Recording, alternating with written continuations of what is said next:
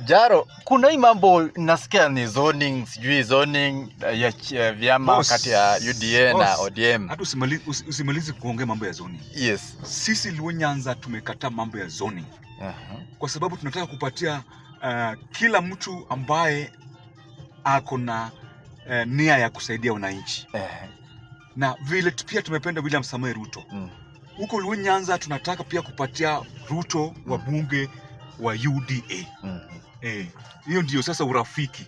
Yes. Kila mtu apewe nafasi ya kusimama na any party. Hiyo ndio demokrasi. Ile kitu tunataka ni maendeleo. Yes. Unaona? Kwa sababu kuna wale sasa umezoea kuinuliwa mkono. Unapata wananchi wanachagua mtu, unaenda unainua mkono ya mtu ambao hajachaguliwa na wananchi. Yes. So yeye akienda hakuna kitu anafanyia wananchi. Ile kitu imeturudisha nyuma sisi kama jamii. Na tunaomba William Samoei Ruto, the President of the Republic of Kenya, tunakupenda. Yes. Usikubali mambo ya zoning. Sisi utapatia watu wa independent nafasi wengi sana kuingia bunge. Unaona? Kwa sababu wananchi hawatakubali this time mtu anyang'anywe certificate akisaa shinda.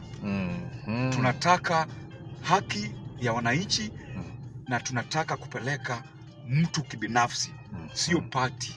Yes. Mtu ambaye anaweza saidia wananchi kwa sababu tunataka development in Luo Nyanza. Asante.